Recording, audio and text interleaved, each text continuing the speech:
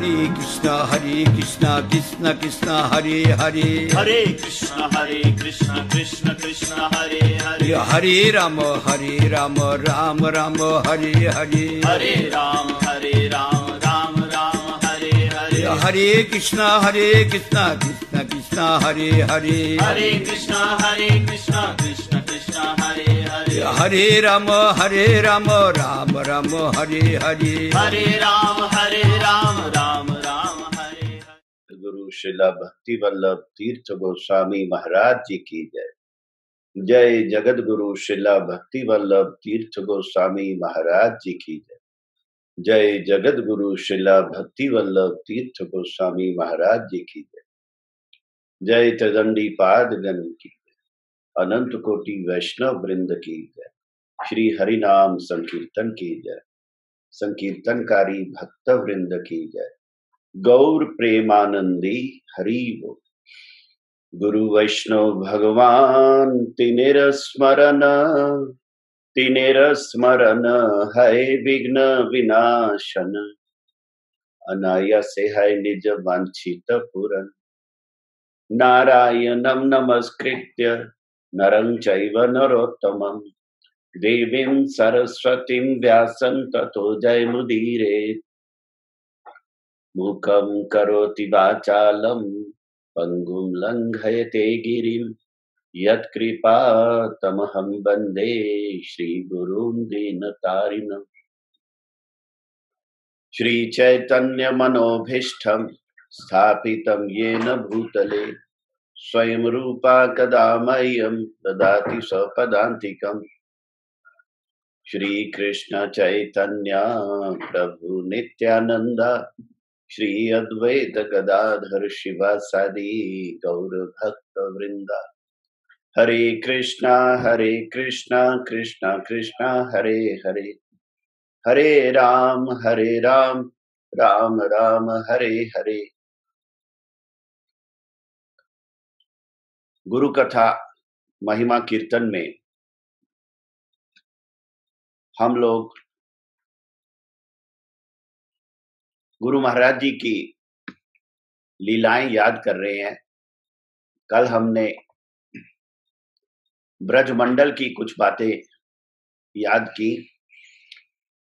Context था ब्रह्मांड भ्रमिते कोनो भाग्यवान जीव गुरु कृष्ण प्रसादे पाए भक्ति लता भी। यहाँ पे श्रवण कीर्तन जले करे सिंचन, श्रवण कीर्तन जले करे संचन के कॉन्टेक्स्ट में हमने गुरु महाराज जी की वो लेटर देखी जब 1987 की 84 कोस ब्रजमंडल परिक्रमा के पश्चात भटिंडा से गुरुजी ने वो लेटर दी।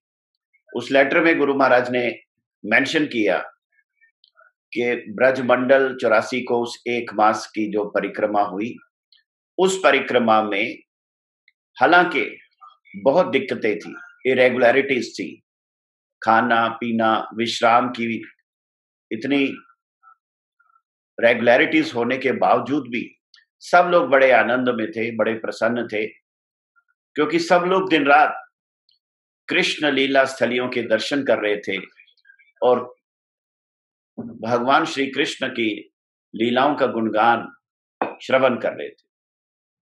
तो इसलिए वो लोग आनंद में थे।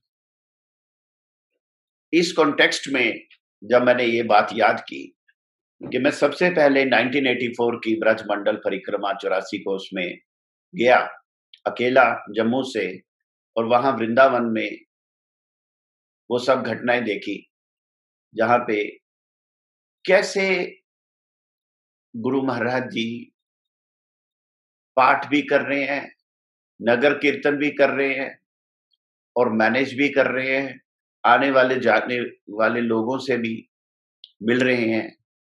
सब कुछ गुरु महाराज जी स्वयं कर रहे हैं।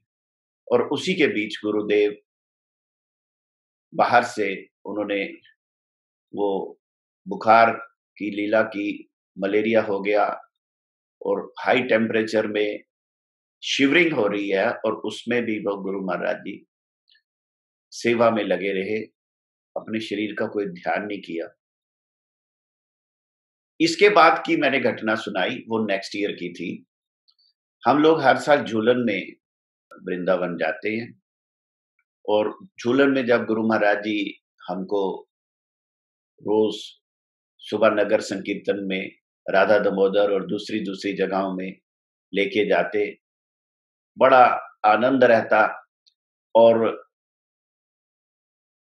शाम को ठाकुर जी का, राधा गोविंद देव जी की झूलन यात्रा दर्शन होते और उसमें गुरु महाराज जी की हरि कथा श्रवण का मौका मिलता।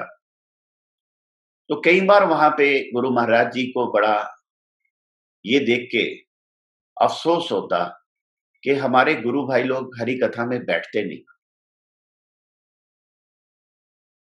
आप ये देखो, गुरु महाराज जी दुख प्रकाशित करते थे कि जो लोग यहाँ पे झूलन में आए और यहाँ वो हरि कथा छोड़ के स्थान दर्शन के लिए यहां वहां घूम रहे हैं, उनका कोई लाभ नहीं होगा, क्योंकि दर्शन तो श्रवण से होता है, दर्शन कान से होता है, आंखों से नहीं। तो लोगों की कथा में रुचि उनके भक्ति साधन के प्रगति पे डिपेंड करती है।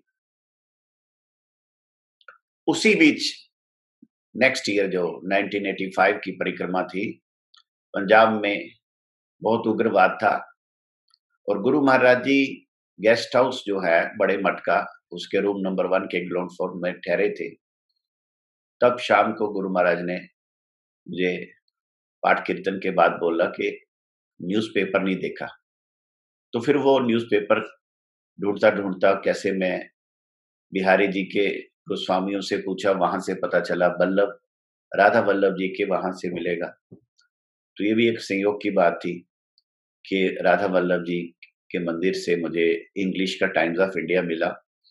और जब मैं लेके आया तो गुरु महाराज जी लाइट ऑफ कर चुके थे। उसी समय थोड़ी देर पहले ही उन्होंने लाइट ऑफ की थी। तो मैंने बाहर न्यूज़पेपर वेव किया, गुरु महाराज ने देख लिया, उनकी आंखें खुली थी। और कई बार वो लाइट इसलिए भी बंद होती थी कि मच्छर जो है अंदर नहीं अट्रैक्ट हो जाए। तो गुरु जी ने लाइट ऑन की, न्यूज़पेपर लिया, पढ़ा और उसमें वो सारा समाचार देखा, स्पोर्ट्स न्यूज देखी, वो मैंने आपको कल बतलाया। तो श्रवण कीर्तन जले करे सिंचन, हम रूप शिक्षा सुन रहे हैं। रूप शिक्षा में जब बोला कि ये जो लता गोलोक धाम में जाती है और भगवान श्री कृष्ण के चरण रूपी कल्प वृक्ष को प्राप्त करके वहां से कृष्ण प्रेम फल इसमें प्राप्त होता है, तो ऐसा लगा कि बड़ी जल्दी जल्दी सब कुछ हो गया।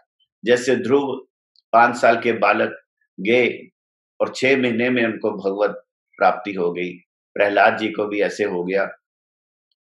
लेकिन हम अक्सर देखते हैं कि हम लोगों ने गुरु महाराज से कब हरि नाम लिया, कब दीक्षा ली, जीवन बीत गया, लेकिन अभी तक ये भक्ति लता बीज कहां पहुंची हमें समझ में ही नहीं आ रहा। उसी के लिए चैतन्य महाप्रभु श्री रूप गोस्वामी जी को प्रयागराज में दशाश्वमेध घाट में अगला जो उपदेश देती वो बहुत इंपॉर्टेंट है, वो भक्ति साधन के लिए बहुत इंपॉर्टेंट है। और गुरु महाराज जी इसको बहुत इंपॉर्टेंस देते थे। यदि वैष्णव अपराध उठे हाथी माता, उपाड़े व छिंडे तार, शुकी जाए पाता। इस बीच यदि वैष्णव अपराध रूपी मत हाथी आ जाए तो वो उस भक्ति लता को छिन्न भिन्न कर देता है, उखाड़ देता है, और लता के पत्ते सूख जाते हैं। ये जो वैष्णव अपराध है, इसके ऊपर गुरु महाराज ने एक लेटर में मुझे लिखा था, वो लेटर मैं आपके साथ शेयर कर रहा हूं। गुरु महाराज जी ने मेरे अंदर कोई कमी देखी, मेरे से कोई अपराध हुए जाने अनजाने, और वो गुरु महाराज ने, जिसे कहते हैं मेरे वेल विशर होने के नाते, मुझे एक डिटेल लेटर में दिया। उस लेटर में जब हम बॉम्बे प्रोग्राम के बाद ये लेटर गुरुजी ने लिखा, फर्स्ट बॉम्बे प्रोग्राम 1995 हुआ दिसंबर में, और ये लेटर मुझे गुरु महाराज ने उसके नेक्स्ट ईयर दिया। तो पहले इसके फर्स्ट पेज पे गुरु जी लिख रहे हैं कि किस प्रकार बॉम्बे प्रोग्राम बड़ा सक्सेसफुल रहा। 5/2/1996 माय डियर श्री रास बिहारी दास। तो यहाँ पे गुरु महाराज ने मेरी जो चिट्ठी है 14 जनवरी की, उसकी प्राप्ति की बात कही, और उसके बाद नेक्स्ट पैरा में लिखा, by your United efforts Bombay प्रचार वाज अनएक्सपेक्टेडली सक्सेसफुल। तो अपेक्षाकृत अधिक सफल हुआ बॉम्बे प्रचार। और फिर गुरु महाराज ने मुझे वास्तव में कृपा करके एक बहुत इंपॉर्टेंट उपदेश दिया। गुरु जी कहते हैं, प्रचार इज नॉट फॉर प्रचार से, it is not for mundane temporary benefits. Wherever we may go or stay by the will of Supreme Lord Shri Krishna, who is all good, we should perform bhajan. We should not forget the devotional purpose of our life. Everything will remain in this world. Nothing will go with us. Only devotion to Shri Krishna will go with us. So it will be unwise to sacrifice eternal benefit for the sake of mundane temporary benefits. The greatest hurdle of Krishna Bhakti is committal of offense at the lotus feet of Vaishnavas. We should not neglect paying respects to superior Vaishnavas. Sri Chaitanya Mahaprabhu never tolerated disrespect to senior Vaishnavas. We should always remember the teachings of the Lord Sri Chaitanya Mahaprabhu. We should perform Harinam always, being endowed with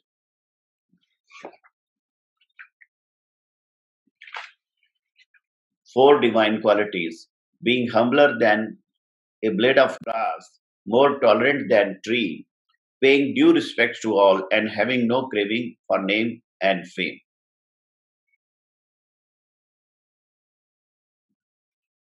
तो इसलिए ये जो गुरु महाराज ने मुझे एक प्रकार से कृपा करके उपदेश दिया, ये बहुत इंपॉर्टेंट है।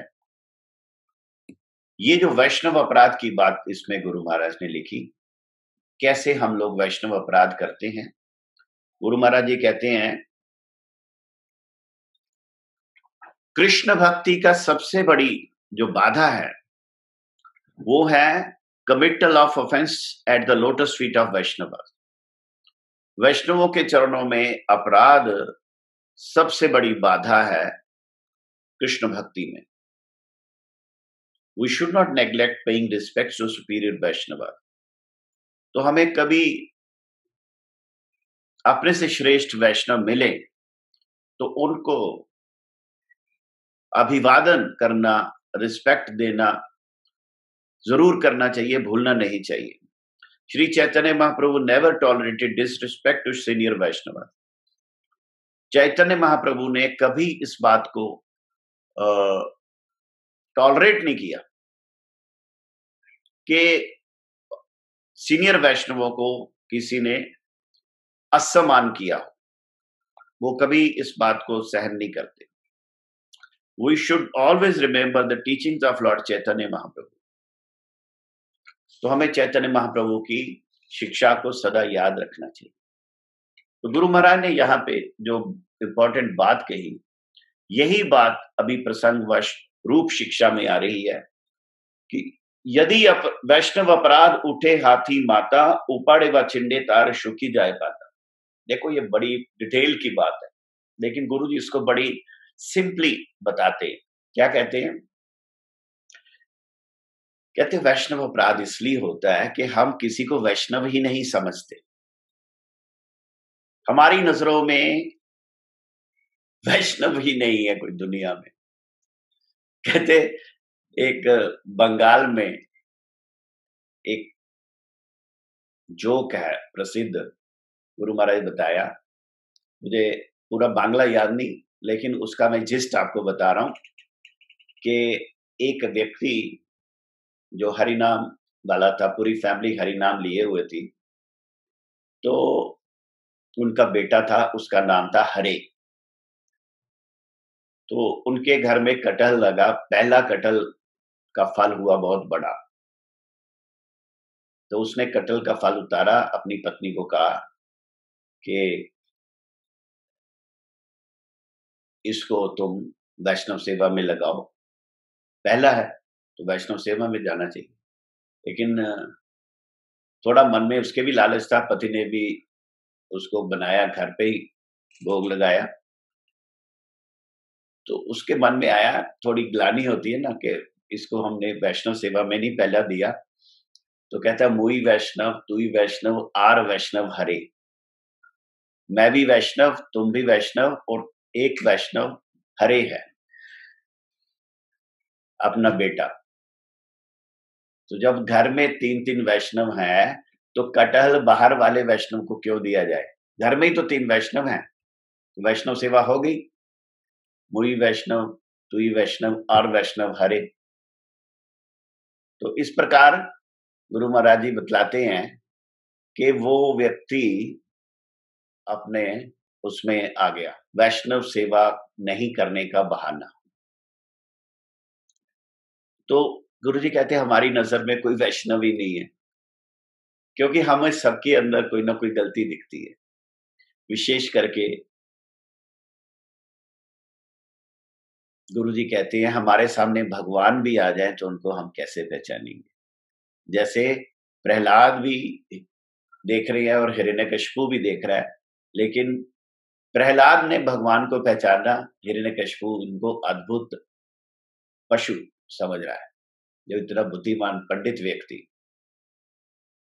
तो वैष्णव को कैसे पहचानेंगे? वैष्णव चिन्हिते नारे देवे ऋषकति, मुई कौन जन है शिशु अल्पमति।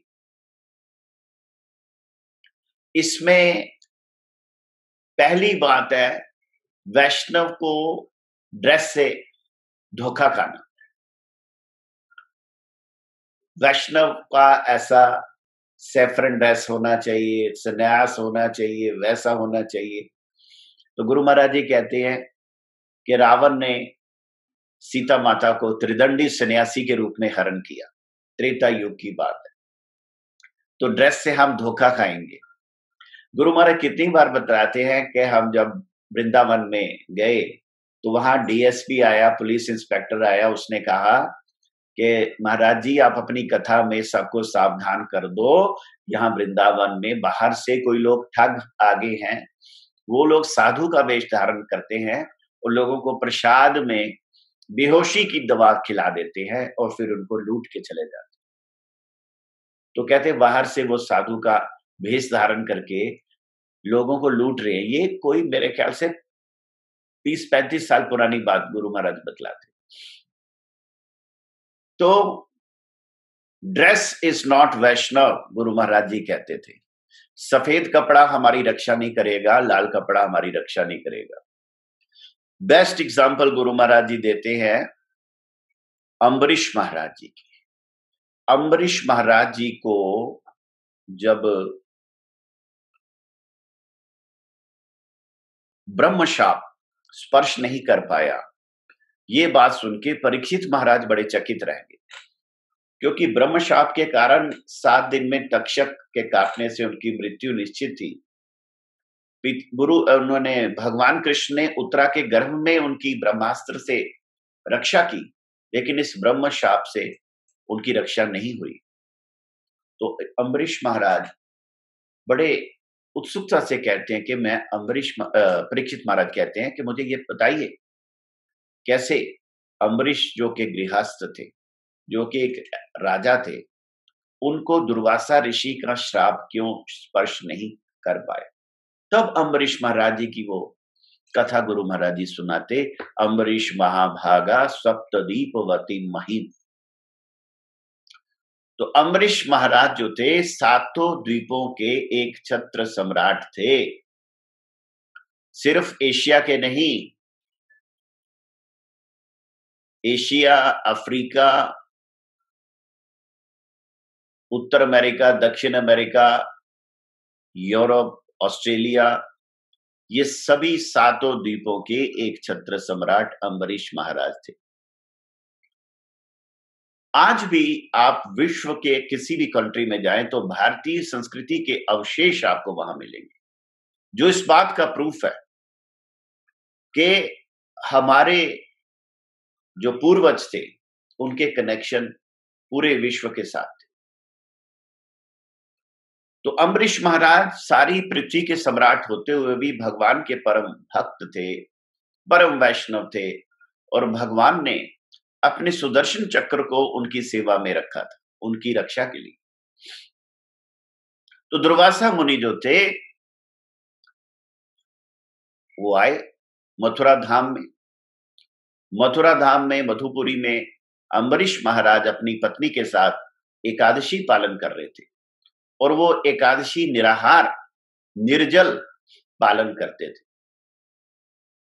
और दुर्वासा ऋषि आए अगले दिन पारण के टाइम से थोड़ी देर पहले कि मैं आपके यहां पारण करूंगा, अभी मैं यमुना स्नान करके आ रहा हूं।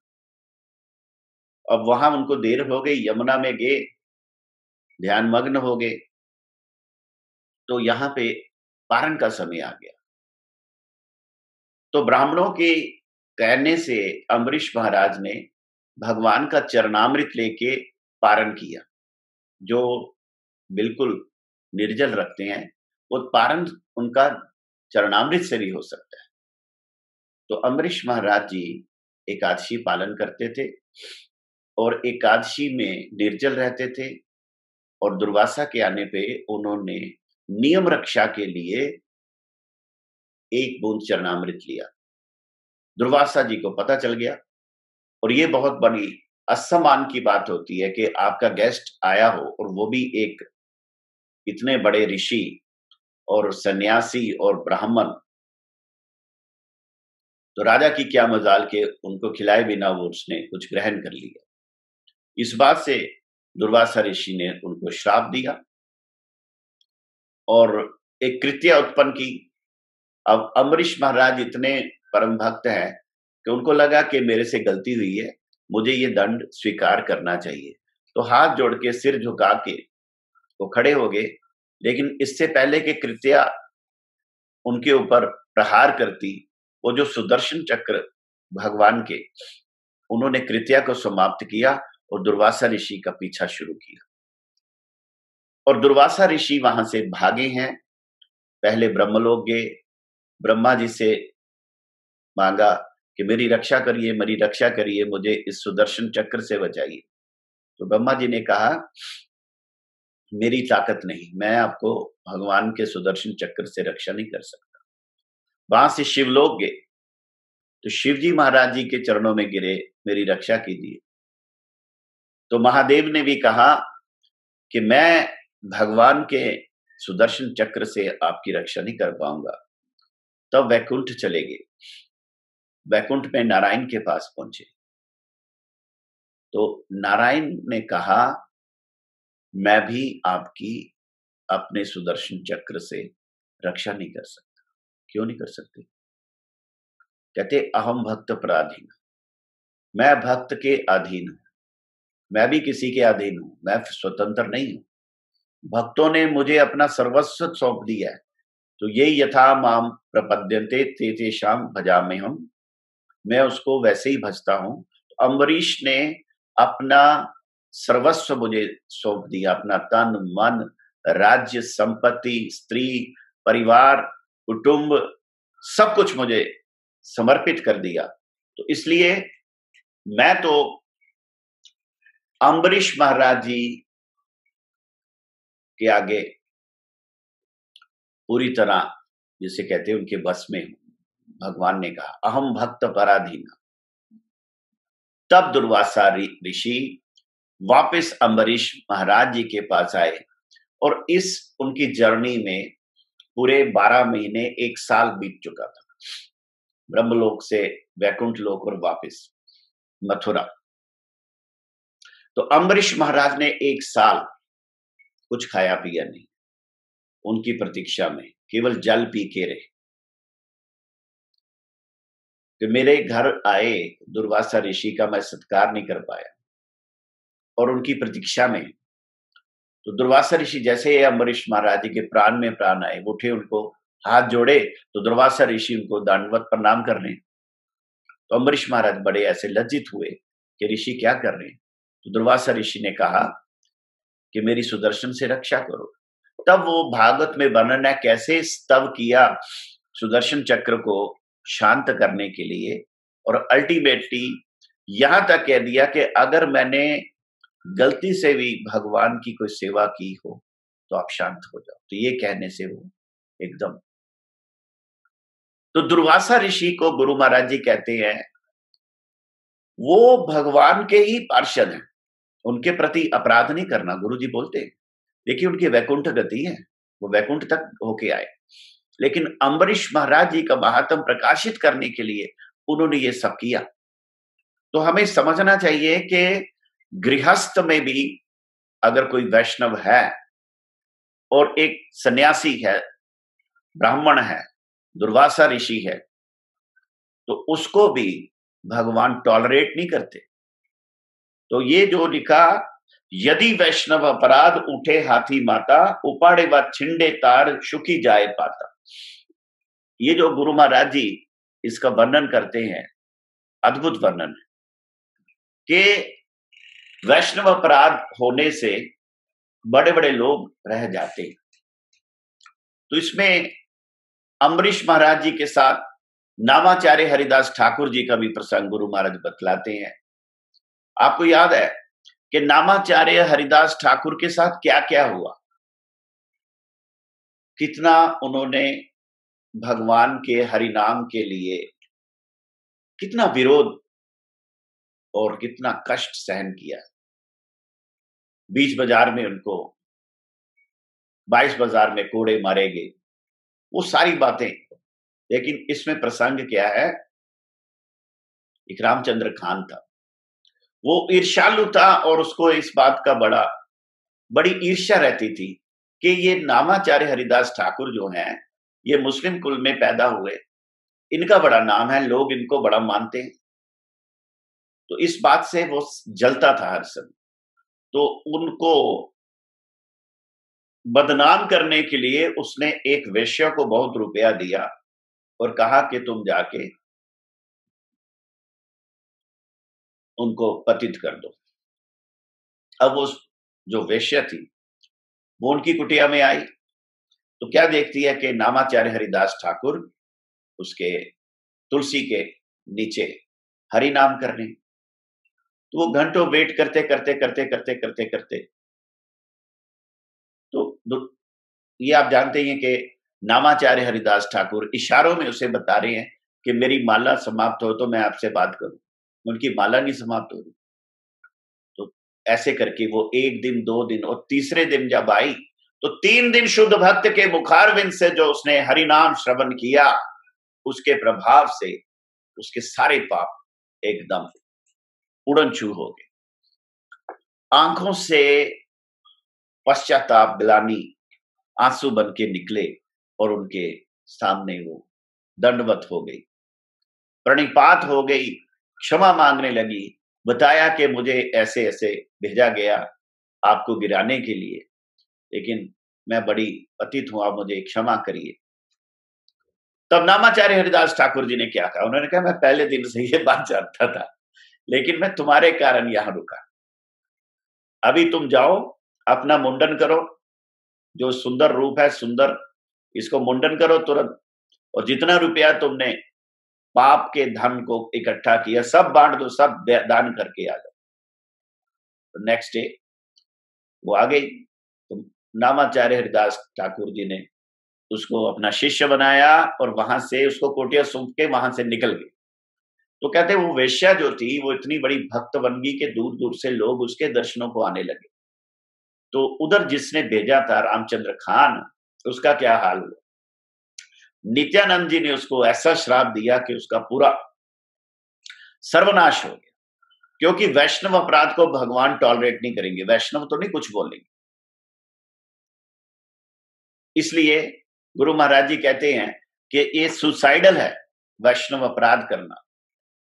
फिर शंकर भगवान की एग्जाम्पल देते हैं, जब सती माता दक्ष अपने पिता दक्ष के यज्ञ में चली गई और वहां क्या देखा कि चारों तरफ सब लोग वैष्णव निंदा कर रहे हैं, शिवजी भगवान की निंदा हो रही है। तो मां सती जो है उनको बड़ा हृदय विदीर्ण हो गया, क्योंकि वैष्णवा नाम यथा शंभु। भगवान शंकर को जब पूछा सबसे श्रेष्ठ आराधना क्या, तो भगवान ने कहा विष्णु की आराधना सर्वश्रेष्ठ है। तो उससे भी श्रेष्ठ क्या है? तो विष्णु के भक्त की आराधना उससे भी श्रेष्ठ है। तब शंकर तो महावैष्णव है, परम वैष्णव है, तो उनकी यहाँ पे निंदा हो रही है और ये मेरा पिता इतना निंदुक है, इससे मैं उत्पन्न हूं, मैं इस देह को नहीं रखूं। तो उसने ज्वाला प्रकट की और अपना देह त्याग कर दिया। तो आपको पता है दक्ष प्रजापति का उस वैष्णव अपराध से क्या हाल हुआ, कैसे उसका सर्वनाश हुआ, वो सारी बात डिटेल में गुरु महाराज जी बतलाते हैं। और इसके बाद आपको पता है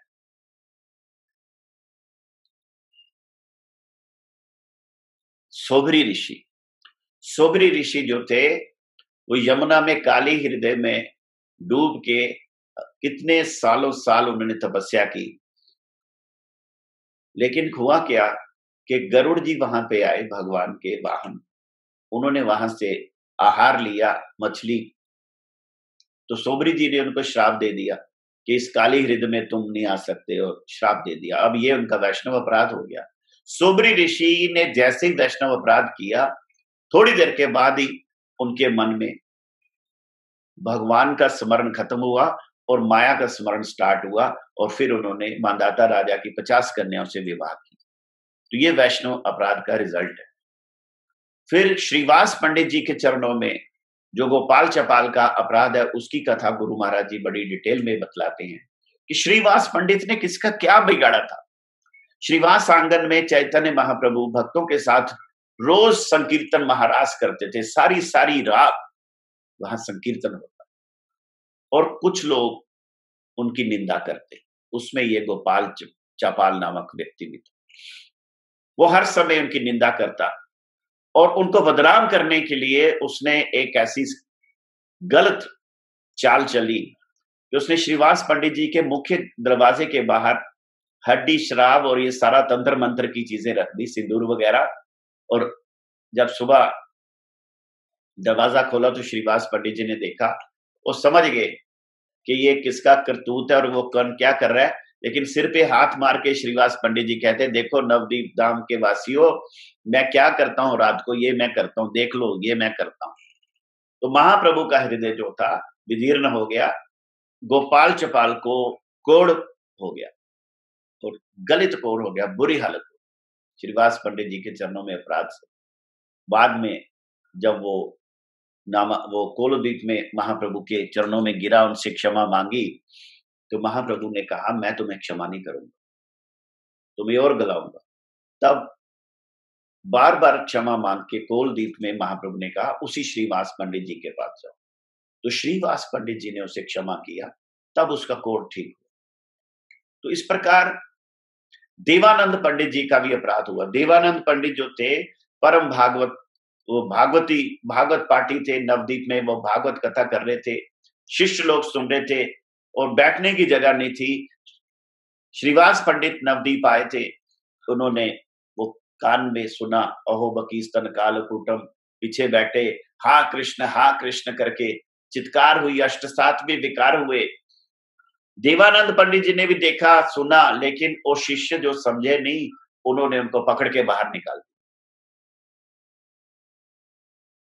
तो इस अपराध से महाप्रभु देवानंद पंडित से बहुत रुष्ट हो गए। उन्होंने कहा तुम ग्रंथ भागवत पढ़ रहे हो और जो भक्त भागवत है उनके प्रति तुम्हारी कोई श्रद्धा नहीं है, तुम्हारे शिष्यों ने उनके पर अपराध किया और तुमने इंटरफेयर नहीं किया। बहुत गुस्सा चैतन्य महाप्रभु।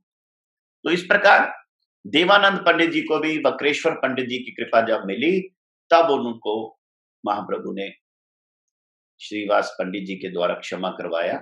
तो इस प्रकार शची माता का भी वैष्णव अपराध हुआ, ऐसे लीला हुई। कि जब महाप्रभु ने अपना रात को वहां संकीर्तन करते हुए श्रीवास आंगन में अपना महाभाव दिखाया, वो अपना अद्वितीय स्वरूप सबको दर्शन दे रहे थे, नाम ले लेके बुला रहे थे, उसको बुलाओ उसको बुलाओ। तो शची माता भी आने लगी। तो माता ने चैतन्य महाप्रभु ने कहा, नहीं, शची माता का वैष्णव अपराध है, उनको मैं दर्शन नहीं दूंगा। तो शची माता के कानों में पड़ा, ये मेरा वैष्णव अपराध है। तो भक्तों ने कहा, क्या वैष्णव अपराध है? कहते, शची माता द्वैताचार्य के बारे में सोचती है कि इसने मेरे बड़े बेटे विश्वरूप को सन्यासी बना दिया, अब मेरे छोटे बेटे विशंभर ने निमाई को भी ऐसा शिक्षा दे रहा है। तो कहीं पे उसके मन में अपराध हो रहा है अद्वैताचार्य जी के प्रति।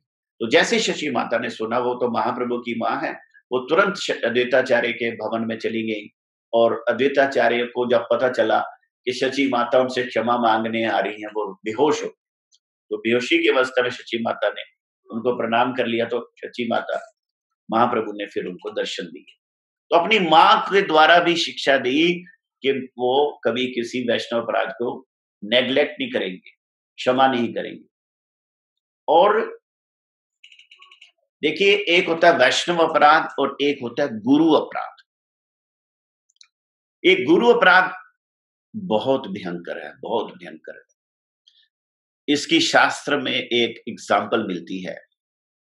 हमारे माधवेंद्रपुरी, जो चैतन्य महाप्रभु के दीक्षा गुरु ईश्वरपुरी पाद के दीक्षा गुरु श्री माधवेंद्रपुरी पाद, जिनके शिष्यों में नित्यानंद जी हैं, अद्वैताचार्य जी हैं और दूसरे दूसरे भी, ईश्वरपुरी तो हैं ही हैं, रामचंद्रपुरी भी हैं, परमानंदपुरी भी हैं। तो ये जो बड़े बड़े महाप्रभु के पार्षद हैं, ये सब माधवेंद्रपुरी पाद के शिष्य हैं।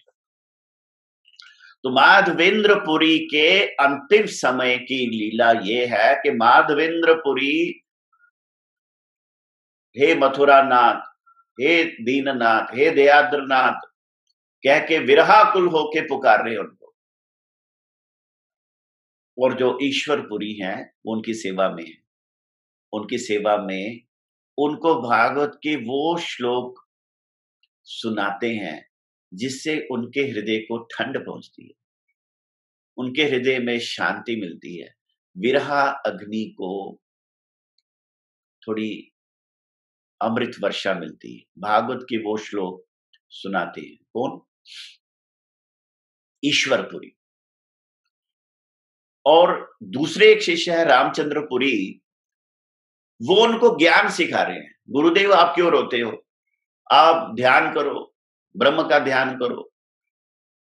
तो माधवेंद्रपुरी पाद पहले तो सुनते रहे, लेकिन बाद में रामचंद्रपुरी के बार बार समझाने को लेके वो इतना खींच गए कि उन्होंने रामचंद्रपुरी को वहां से हटा दिया। उन्होंने कहा, तू यहां से दूर चला जा, अगर तुम्हें देख के मैंने शरीर छोड़ा तो मुझे नरक मिलेगा। ऐसा बोला अपने शिष्य के लिए। कल्पना कीजिए, इसको बोलते हैं गुरु अपराध। और ईश्वरपुरी पाद जी के साथ क्या हुआ? उनको उन्होंने कहा कि भगवान तेरे शिष्य रूप में आके लीला करेंगे।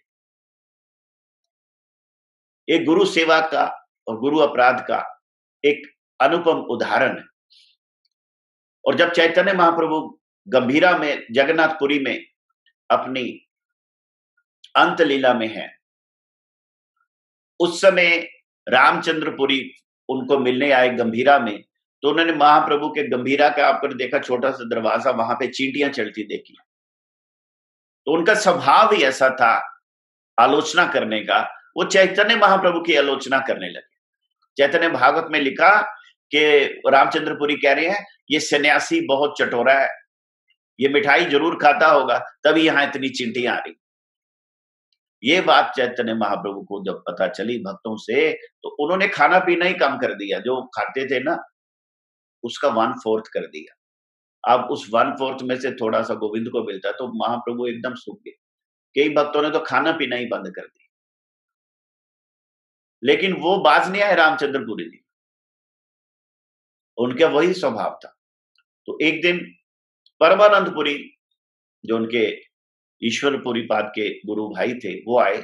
उन्होंने महाप्रभु का हाल देखा, सारी बात सुनी समझी, तब महाप्रभु को उन्होंने बहुत प्यार से समझाया, वात्सल्य से समझाया। उन्होंने कहा, हे महाप्रभु, आप ऐसा मत करिए, रामचंद्रपुरी का तो स्वभाव ही है, उसने अपने जीवन में आलोचना ही की है, तो उसकी बात पे आप खाना पीना बंद नहीं करिए, आप इससे भक्तों को बहुत कष्ट हो रहा है। तो देखिए, महाप्रभु को भी नहीं बख्शा। तो गुरु अपराध जो है वो स्पिरिचुअल सुसाइड है। वैष्णव अपराध जो है वो अपनी भक्ति को समाप्त करने का एक बहुत बड़ा अपराध बन जाता है। तो इस प्रकार वैष्णव अपराध के बारे में लिखा कि अगर ये आते तो वो भक्ति लता जो है वो कहीं की नहीं रहती, उसको वो हाथी रूपी वैष्णव अपराध छिन्न भिन्न कर देता है। अब इसमें मैं कुछ बातें मुझे याद आ रही हैं। पहली बात, भक्ति हृदय बन गोस्वामी, परम पूज्यपाद भक्ति हृदय बन गोस्वामी महाराज जी की जीवनी में ये बात लिखी, हमने उस दिन याद की थी कि उनको एक त्रिकालज्ञ ब्राह्मण किसी काशी में उनकी पत्री वत्री देख के, पिछले जन्म का इतिहास देख के उन्होंने बताया था कि आपके गुरु के चरणों में पिछले जन्म में कोई अपराध हुआ है, तो आप जब तक उसका प्रायश्चित नहीं करोगे तो कुछ होगा नहीं। तो वो जान के उन्होंने कितने साल कठोर तप किया, जमीन में गड्ढा खोद के उसमें रह के उसका पूरा प्रायश्चित किया बन गोस्वामी महाराज। तो गुरु अपराध किसी भी जन्म तक पीछा नहीं छोड़ता, जन्मों जन्मों तक पीछे लगा रहता है, वो छोड़ेगा नहीं। गुरु महाराज जी को हम गुरु जी नहीं समझते, हम अपने आप को ज्यादा बुद्धिमान समझते हैं, इसलिए हम गुरु महाराज जी से बढ़ चढ़ के बातें करने की प्रयास करें तो कहां जाएंगे। हमारे गुरु महाराज जी कैलकाटा यूनिवर्सिटी के मास्टर्स इन फिलॉसफी थे।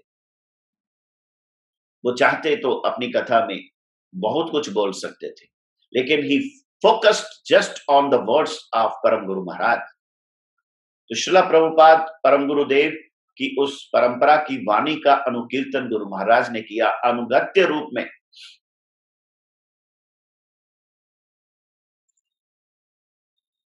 गुरु महाराज ने आचरण करके बतलाया गुरु सेवा कैसे करनी होती है, और गुरु सेवा के प्रति जरा भी असावधानी नहीं बरती लाइफ। शरीर में जब बाहर से शक्ति नहीं रही तो गुरु महाराज के मन में बहुत पछतावा होता कि वो अपने गुरुदेव की सेवा नहीं कर पा रहे। तो बड़े व्याकुल हो गए गुरु महाराज। तो गुरु महाराज जी ने आचरण करके शिक्षा दी, लेकिन मैंने अपनी आंखों से अपराधियों को सर्वनाश को प्राप्त होते देखा। मैं किसी का नाम नहीं लूंगा, लेकिन मैंने अपनी आंखों से देखा लोग अहंकार में आके, अभिमान में आके गुरु महाराज जी की अति विनम्रता का मिसयूज करके, गुरु महाराज जी की दीनता को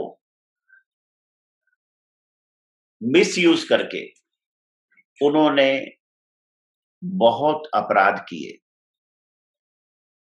गुरु महाराज जी ने उनको कथा में भी समझाया, लेकिन वो लोग समझे नहीं, वो समझने को तैयार नहीं थे।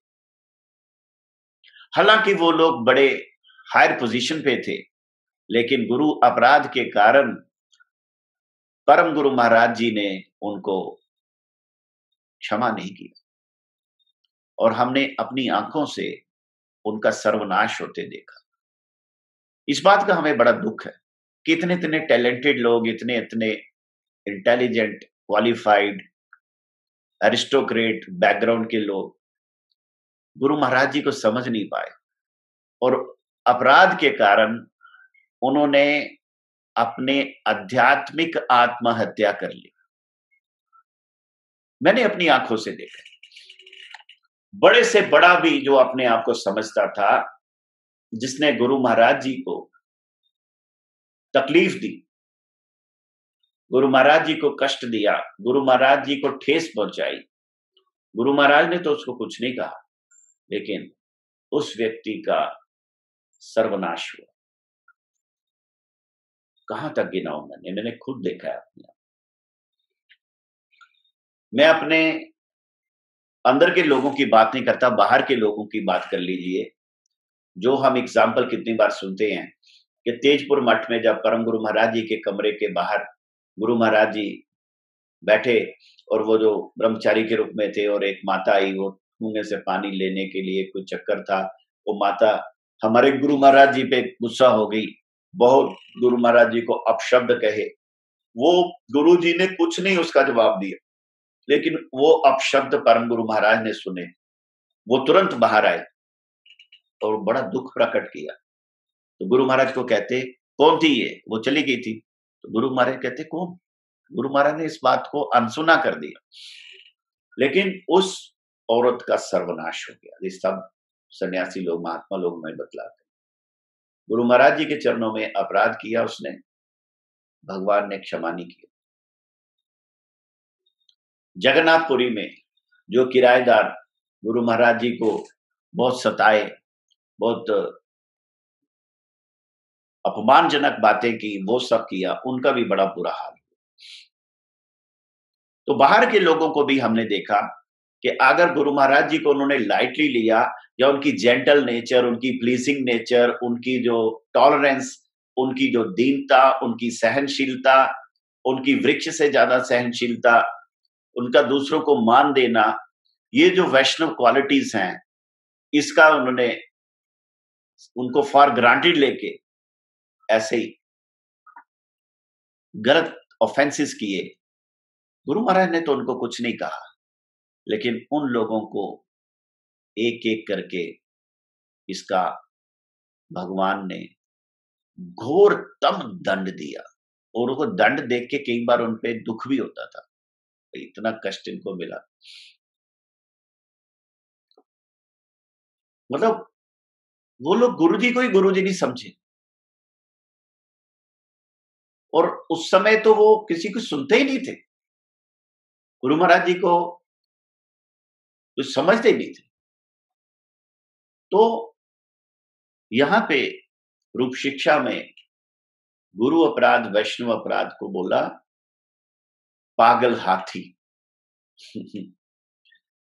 ताते माली यत्न करी करे आवरण, अपराध हस्तिर जैसे ना होए उद्गम। इसलिए माली प्रयत्न पूर्वक उस लता का आवरण करता है, जिससे अपराध रूपी हाथी का प्रवेश ही ना हो सके। ये नेक्स्ट बात, ये कैसे कैसे हमने आवरण करना है, कैसे कैसे वैष्णव अपराध से बचना है, कैसे कैसे जो उपशाखाएं हैं उनको लता के चारों तरफ से निकालना है। यह हमारा जो श्रवण कीर्तन हो रहा है वो हमारी कामना वासना ही ना ले जाए और भक्ति के बारे में कुछ हो ही ना प्रगति। ये सारी बातें चैतन्य महाप्रभु इसमें बता रहे हैं। रूप शिक्षा को गुरु महाराज जी कई कई दिन वर्णन करते, समझाते और एक प्रकार से कृपा करते, हम पे प्रकाशित करते। 1990 में जब कार्तिक मास ब्रजमंडल परिक्रमा हुई, उन दिनों मैं दिल्ली मठ में था, क्योंकि कैनॉट प्लेस दिल्ली में बैंक में मैं पोस्टेड था।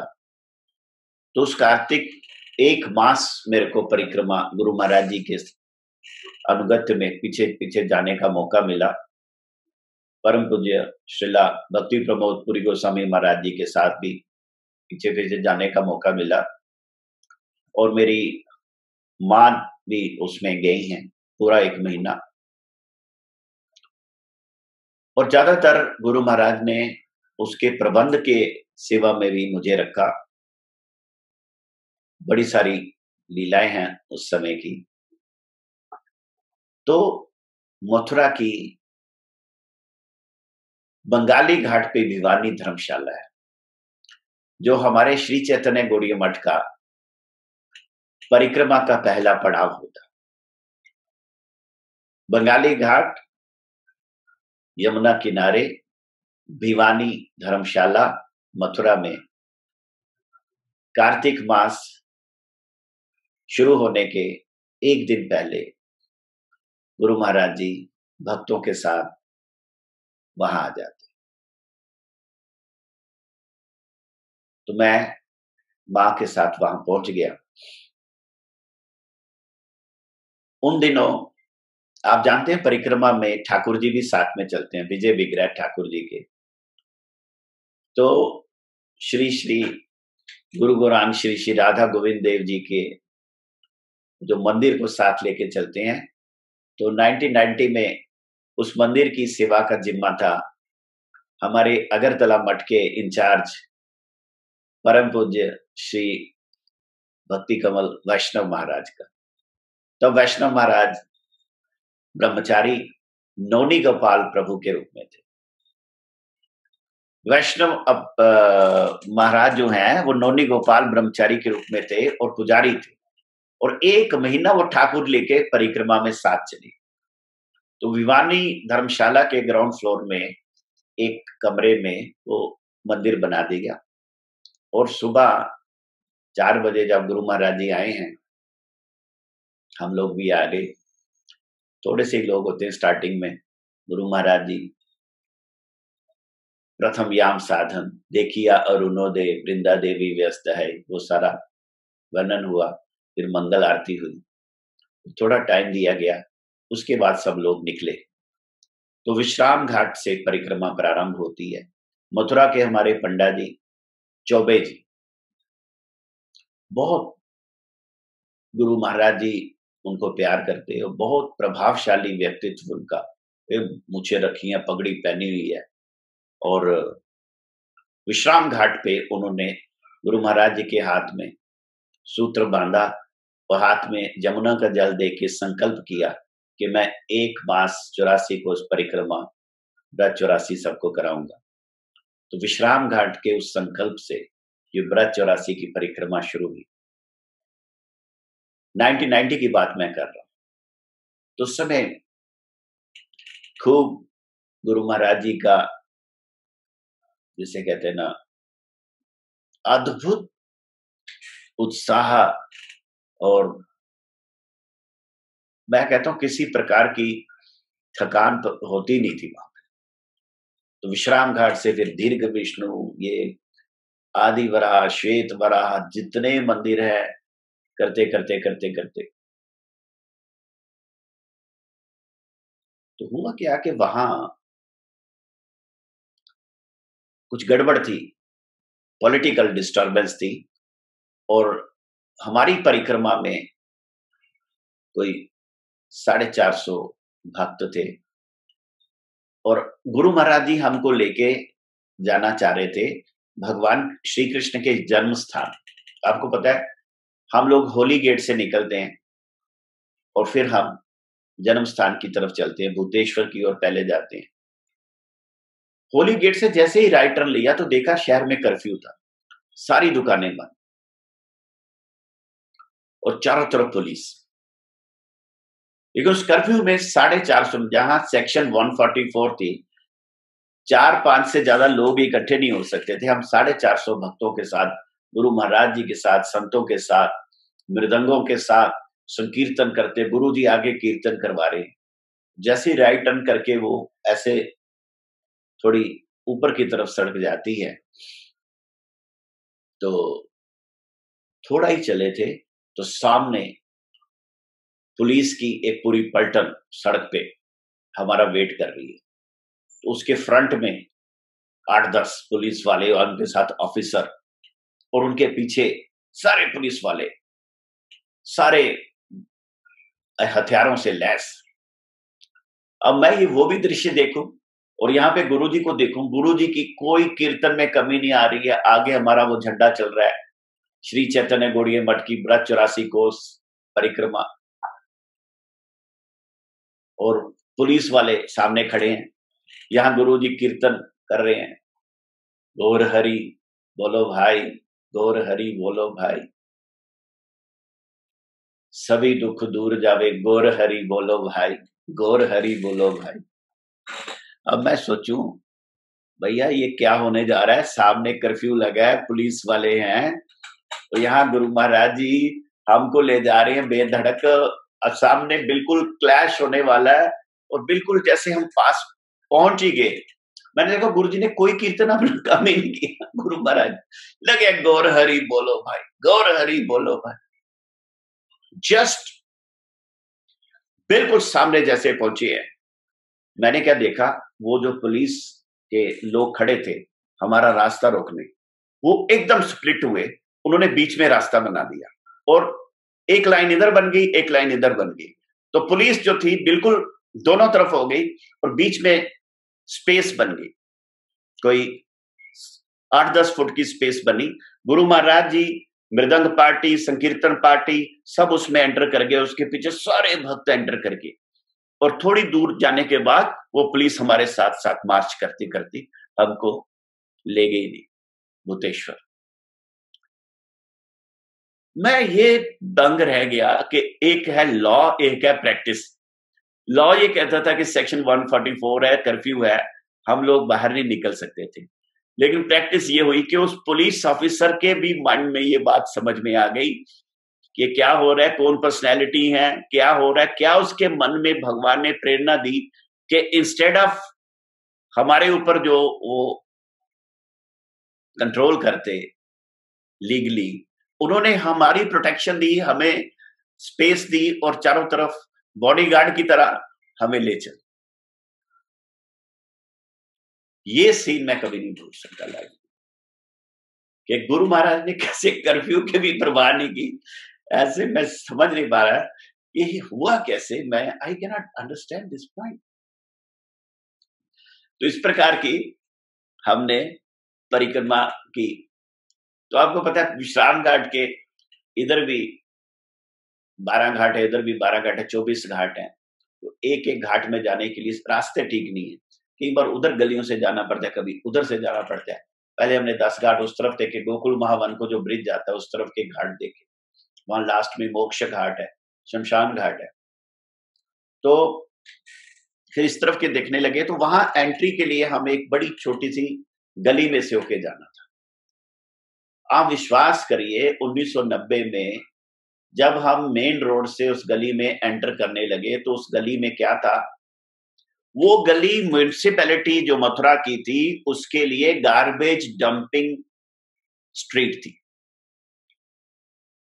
तो सारी मथुरा का गार्बेज, प्लास्टिक के लिफाफे, ये वो सारा उस गली में भरा पड़ा था, और गली की दोनों साइड वो गार्बेज के ना हीप्स बन गए थे, इधर राइट उधर लेफ्ट, और बीच में गहरा था, और वहां भी पैर रखने की जगह नहीं थी, बस वो भरा पड़ा था गार्बेज। और कम से कम ये आधा किलोमीटर तक ऐसा ही था उस गली में, और घाटों पे जाने का रास्ता वही था। तो जैसे ही हम लोग सड़क से मुड़े, उस समय गुरु महाराज कीर्तन कर रहे थे, तो मैं गुरु महाराज जी को ऑब्जर्व कर रहा था। तो गुरु महाराज ने जैसे ही वो गली देखी, ए स्प्लिट ऑफ सेकेंड मैंने देखा गुरु महाराज के अंदर कुछ हुआ, और उन्होंने हाथ उठाए, गौर हरि बोलो भाई, चल। सब लोग अंदर, हमें नहीं पता गार्बेज था, दाएं था, बाएं था, नीचे था, कहां था, हम गुरु महाराज जी के पीछे पीछे पीछे पीछे चले गए यमुना के किनारे। ये भी एक अविस्मरणीय घटना थी कि गुरु महाराज जी के रहते ना हमें गार्बेज लग रहा था, ना हमें कर्फ्यू लग रहा था। एक दूसरी दुनिया में थे हम लोग, तो समझ नहीं आती थी क्या हो रहा था। तो इस तरह की बड़ी सारी घटनाएं वहां देखी मैंने, अद्भुत। हमारे साथ शायद एक रशिया का भक्त था, तो गुरु महाराज जी 90 की जो ब्रजमंडल परिक्रमा हुई, पहली बार उसमें हिंदी के साथ इंग्लिश में भी ट्रांसलेशन करने लगी।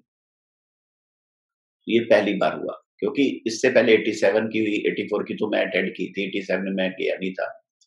तो 90 की जो हुई 3-3 साल में होती है, उसमें गुरु महाराज ने एक विदेशी भक्त के कारण इंग्लिश में भी ट्रांसलेशन शुरू की। अब ये जो भक्त था, इसके पास एक छोटा सा टेप रिकॉर्डर था, जैसे मोबाइल के साइज का, वो सोनी का टेप रिकॉर्डर था, वो टेप जितना ही था, टेप उसमें लगती थी ना, ऑडियो टेप। तो वो टेप रिकॉर्डर लिया उसने, तो मुझे कहा कि मैं रिकॉर्डिंग करना चाहता हूँ। अब उसके साथ भी एक माइक था, तार थी, तो हमारी इच्छा थी कि वो माइक हम गुरु महाराज जी के इधर लगा दें। तो गुरु महाराज ने जब सुबह याम कीर्तन प्रारंभ किया, तो उसने मुझे वो माइक दे दिया, तार और माइक। तो मैंने आव नहीं देखा तब मैंने वो माइक लेके गुरु महाराज जी के लगा। अब गुरु जी बनैन पहनते हैं, कुर्ता पहनते नहीं, बनैन के ऊपर उनका सन्यासी वस्त्र है। तो मेरे को समझ नहीं आया मैं कहाँ लगाऊं, तो मैंने गुरु महाराज जी के जो माला झोला है, इसकी जो ये एक साइड है, इसको वो माइक लगाया।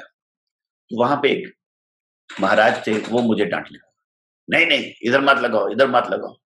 तो मैंने ना गुरु महाराज जी की तरफ देखा, तो गुरु महाराज ने ना इसको बिल्कुल, जिसे कहते हैं ना मौनम स्वीकृति लक्षणम, चुपचाप उसको एक्सेप्ट कर लिया।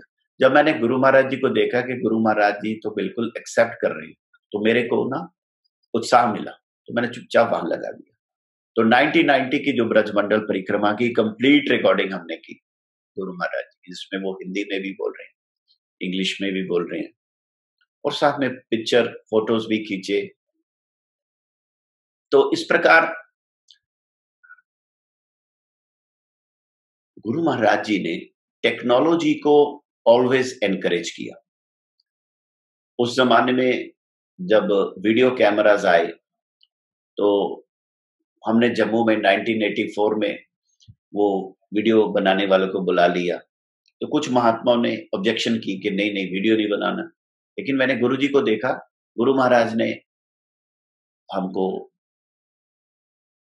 कुछ नहीं कहा, तो हमें भी उत्साह मिला, हमने वो भी वीडियो बना लिया। तो हमारे पास वो भी रिकॉर्ड्स हैं गुरु जी के, पिक्चर्स की तो है ही। तो गुरु महाराज ने टेक्नोलॉजी के प्रति बड़े ओपन थे, क्योंकि आप सोचो वो 1946 ब्रिटिश टाइम में कैलकाटा यूनिवर्सिटी से मास्टर्स इन फिलॉसफी थे। तो उसके बाद जैसे ही कंप्यूटर आया इंडिया में, इंटरनेट शुरू हुआ, तो हम लोगों ने शुरू कर दिया। मुझे याद है नेट पे सबसे पहले मैंने परम गुरु महाराज जी का एक पिक्चर और गुरु जी का पिक्चर पोस्ट किया, गुरु जी को दिखाया। गुरु जी बड़े प्रसन्न हुए, गुरु जी ने बहुत एनकरेज किया। उसके बाद धीरे धीरे हमने ईमेल का प्रयोग प्रारंभ किया, और गुरु महाराज जी के बाद में वीडियो कॉन्फ्रेंस शुरू की।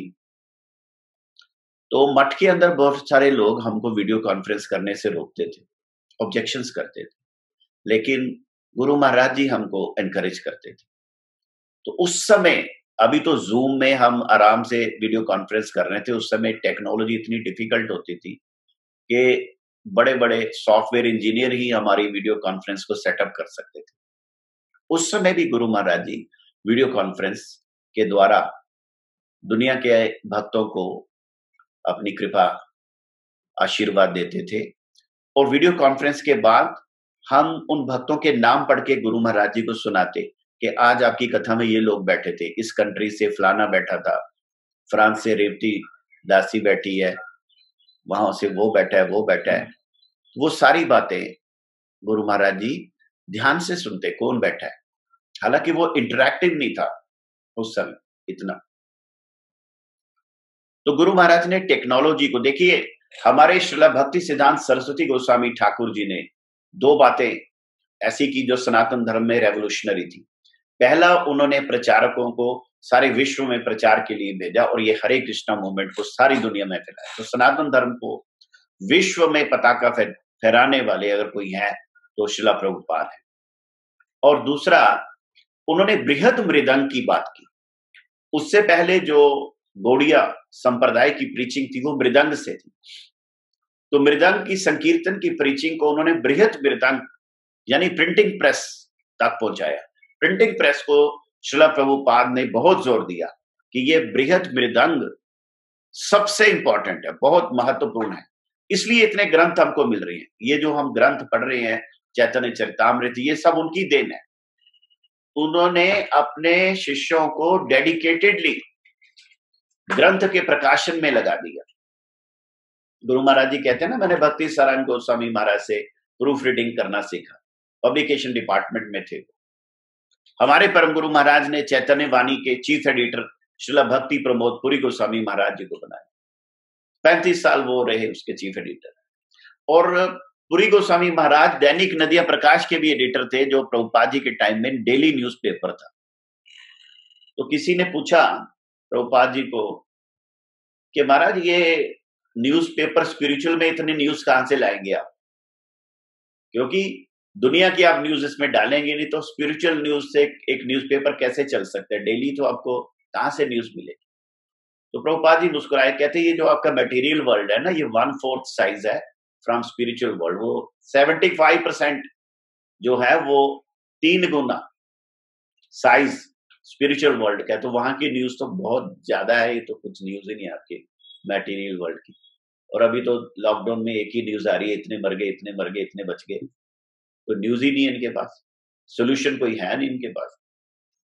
पूरी दुनिया इसके लिए कभी भी तैयार नहीं थी कि अगर कोरोना वायरस जैसा संकट आए तो हम उसको कैसे फेस कर सकते हैं।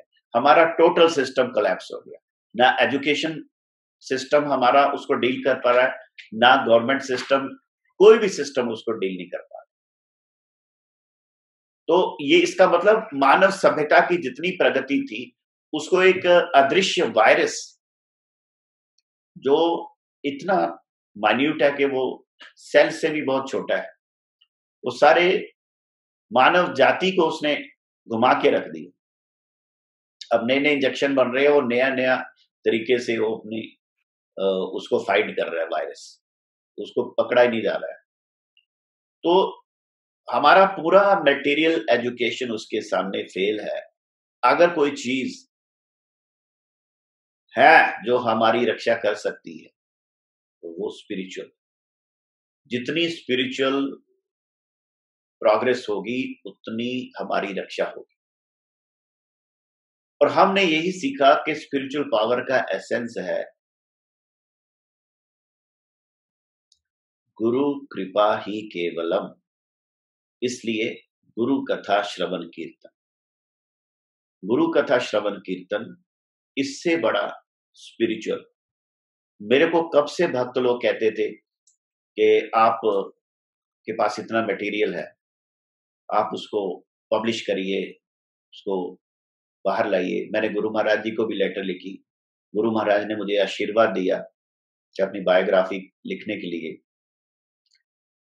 मुझे लगता है कि मैं जो भी आज तक कर रहा था उसका वक्त अभी आया, जब से ये लॉकडाउन शुरू हुआ, ये गुरु महाराज जी की बायोग्राफी को बताने का समय आ गया। और उनकी कृपा से वो जो प्रकाशित कर रहे हैं, उनकी कृपा प्रार्थना करते हुए वही हम लोग याद करने का प्रयास कर रहे हैं। तो ये गुरु कथा कीर्तन ही हमारी आध्यात्मिक उन्नति का एकमात्र कारण है। और जो वैष्णव अपराध, गुरु अपराध हमसे होते हैं जाने अनजाने, उनके लिए हमें बार बार क्षमा प्रार्थी होना है। जो वैष्णव लोग अनजाने में हमसे नाराज हैं उनसे भी मैं क्षमा मांगता हूं, उनकी भी क्षमा के लिए मैं भीख मांगता हूं। और गुरु महाराज जी के चरणों में जाने अनजाने बड़े अपराध किए गुरुदेव से भी मैं क्षमा मांगता हूं। गुरु महाराज जी तो अहेतु की कृपा से बड़े ही क्षमाशील हैं और मुझे क्षमा कर देंगे, मुझे पूर्ण विश्वास है। वांछा कल्पतरुभ्यश्च कृपा सिंधु भयवचा पतितानां पावनेभ्यो वैष्णवेभ्यो नमो नमः।